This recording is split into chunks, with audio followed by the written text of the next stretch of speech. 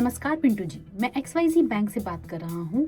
आपका bank account block हो गया है, जिसको रीएक्टिवेट करने के लिए आपके मोबाइल पर OTP आएगी, जिसे आपको वेरीफाई करना होगा ताकि आपका बैंक अकाउंट दोबारा से एक्टिवेट किया जा सके। क्या आपने भी ऐसी किसी कॉल को आंसर किया है?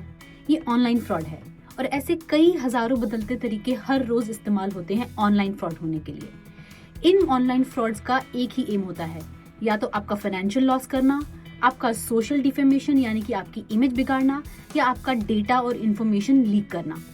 साइबर क्राइम यानी ऑनलाइन फ्रॉड्स सीरियस क्राइम्स होते हैं और इन्हें रिपोर्ट करना आपका लॉफुल राइट है। इंडिया में साइबर क्राइम दो तरीके से रिपोर्ट किया जा सकता है, ऑफलाइन या ऑनलाइन। ऑनलाइन फ्रॉड्स को रिपोर्ट करने के लिए आप गवर्नमेंट के नेशनल क्राइम रिपोर्टिंग पोर्टल यानी कि NCRP पर कुछ सिंपल स्टेप्स पे रिपोर्ट सबमिट कर सकते हैं। इसके लिए आपको cybercrime.gov.in वेबसाइट को ओपन करना होता है। यहाँ पर जाने के बाद फाइल कंप्लेंट ऑप्शन पर क्लिक करना है। उसके बाद आपके पास दो ऑप्शंस आएंगी कंप्लेंट सबमिट करने के लिए। पहला ऑप्शन है रिपोर्ट एनोनिमसली। इस ऑप्शन में आपको अपनी कोई भी पर्सनल डिटेल रिपोर्ट करते हुए शेयर करने की कोई जरूरत नहीं होती है। आपको सिर्फ दिए गए फॉर्म में फ्रॉड से रिलेटेड इन्फॉर्मेशन फिल करनी है और फॉर्म को सबमिट कर देना है। दूसरा ऑप्शन है रिपोर्ट एंड ट्रैक।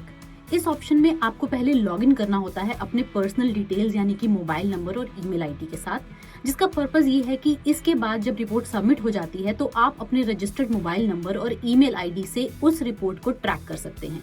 लॉगिन करने के बाद आप उसी तरह से कंप्लेंट फॉर्म में अपनी रिपोर्ट को दर्ज कर सकते हैं और उसे सबमिट कर सकते हैं। कंप्लेंट रजिस्टर्ड होने के बाद आपके पास मिनिस्ट्री ऑफ होम अफेयर्स के ऑफिशियल नंबर से आपके रजिस्टर्ड मोबाइल नंबर पर एक मैसेज आ जाएगा, जिसमें आपका कंप्लेंट नंबर और बाकी सारी डिटेल्स होंगी, ताकि आप अपने रजिस्टर्ड मोबाइल नंबर को लेकर अपने लोकल साइबर क्राइम सेल में अपनी कंप्लेंट को ट्रैक कर सकें।